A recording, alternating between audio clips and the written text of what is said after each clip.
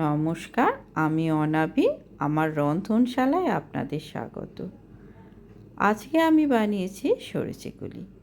এখন তো শীত পড়ে গেছে, প্রত্যেকের বাড়িতে বাড়িতেই বিভিন্ন ধরনের পিঠে পুলি বানানো শুরু হয়ে গেছে। আমিও বহু রকম পিঠে বাড়িতে বানাচ্ছি। আজকে যে সরষেগুলিটা বানিয়েছি সেটা আমি আপনাদের দেখাবো। আমি কিভাবে বানাচ্ছি সেটা আপনারা দেখুন।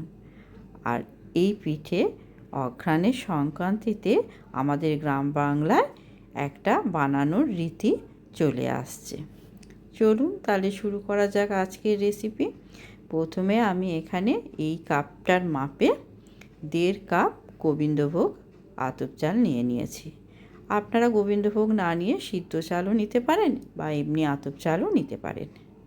এবারে এটা জল দিয়ে খুব ভালোভাবে কষলে ধুয়ে আমি জল পাল্টে এটাকে ভালোভাবে ধুয়ে ভিজিয়ে রাখবো। এবারে আমি আর একটা জায়গাতে ওই কাপের মাপেরই 1 কাপের কিছুটা কম আর 1/2 কাপের একটু বেশি আমি বিউলির ডাল নিয়ে নিয়েছি। এবারে এটাকেও খুব ভালোভাবে ধুয়ে নেব। ধুয়ে এটাকেও আমি কষলে ধুয়ে 2-3 বার জলটা পাল্টে জল দিয়ে এটাকে আমি ভিজিয়ে রাখবো। এটা আমি 7 থেকে 8 ঘন্টা ভিজিয়ে রাখবো।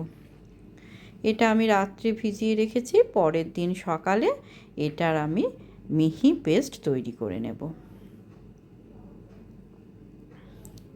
এবারে দেখুন, পরের দিন সকালে আমি এটার একটা মিহি পেস্ট বানিয়ে নিয়েছি। এটা চাল বাটাটা আর ওইটা ডাল বাটাটা। এবারে চাল বাটাটা আমি নিয়ে নিয়েছি।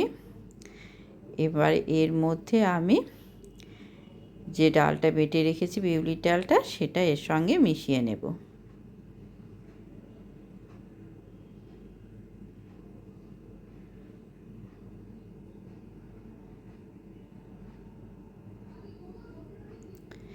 এবারে এর মধ্যে আমি 1/2 চামচ মতো আদা বাটা দিয়ে দিচ্ছি, 1 চামচ মতো লবণ আর 1/2 চামচ গোলমরিচ গুঁড়ো দিয়ে দিচ্ছি।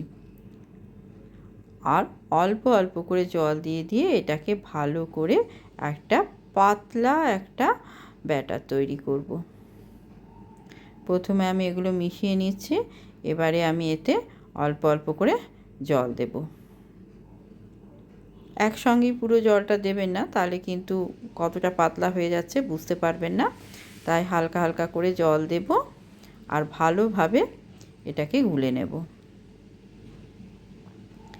সরষেগুলির ব্যাটার একটু পাতলাই হয়। বারবার করে জল দিয়ে আমি ভালোভাবে গুলে নিচ্ছি।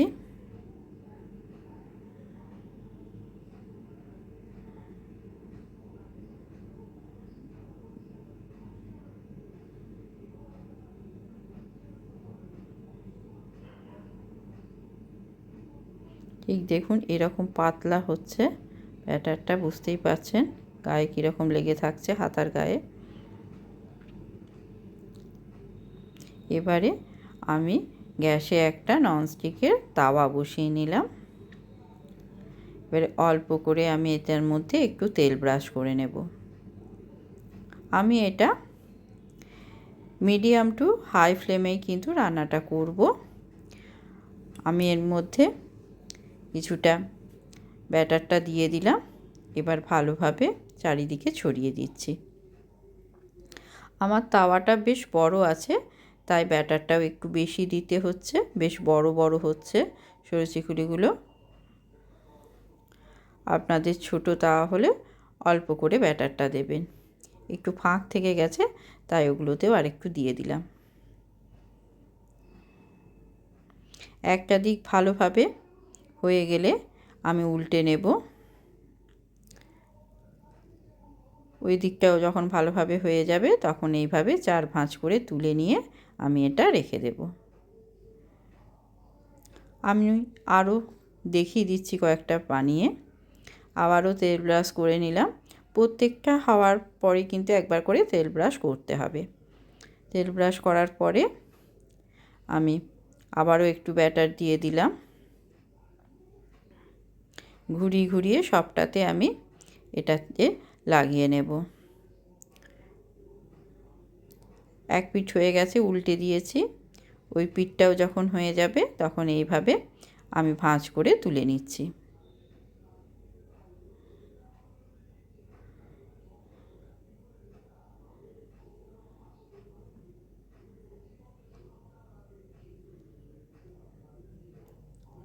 আমি আবারও দেখিয়ে দিচ্ছি আরও একটা।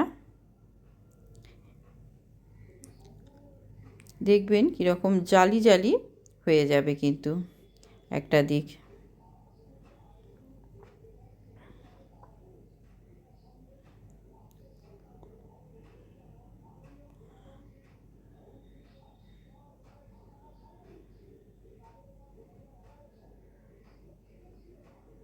একটা দিক হয়ে যাওয়ার পরে আমি উল্টে দেব এভাবে। দেখছেন তো কীরকম জালি জালি হয়েছে। আর ভীষণই খেতে সুন্দর হয় আর ভীষণ নরম হয়, একদম তুলোর মতো নরম হয়। ভাবে আমার সবগুলো আমি এভাবে বানিয়ে নেব। এবার এটা আমি সার্ভ করছি। এটা সাধারণত খেজুর গুড় দিয়ে খেতেই ভালো লাগে, তবে আমি আর একটা জিনিস বানিয়েছি, এটা দিয়ে খেতে তো অসাধারণ লাগে। আমি বেশ খানিকটা দুধ ফুটিয়ে ফুটিয়ে খুব ঘন করে নিয়েছি, একদম সরসর মতো থাকবে সেই রকম ঘন করে নিয়েছি। সরটা যতবারই হবে বারবার করে নাড়িয়ে নাড়িয়ে দুধটাকে ঘন করে এভাবে করে নিয়েছি। এবারে ওই দুধটার মধ্যে একটু করে খেজুর গুড় দিয়ে দিচ্ছি। এটা দিয়ে একবার সরু চুকুলি বানিয়ে আপনারা খেয়ে দেখবেন, কি অসাধারণ যে লাগে আপনাদের বলে বোঝাতে পারবো না। এটা দিয়ে খেলে তখন আর মনে হবে না যে শুধু খেজুর গুড় দিয়ে খায়। এইভাবে করেই দেখবেন খেতে ইচ্ছা করবে। কেমন লাগলো আজকের রেসিপি জানাবেন, আর অবশ্যই একবার বানিয়ে দেখবেন। আজ আসি, আবারও আসবো একটা অন্য ভিডিও নিয়ে, অন্য একটা রেসিপি নিয়ে। ধন্যবাদ।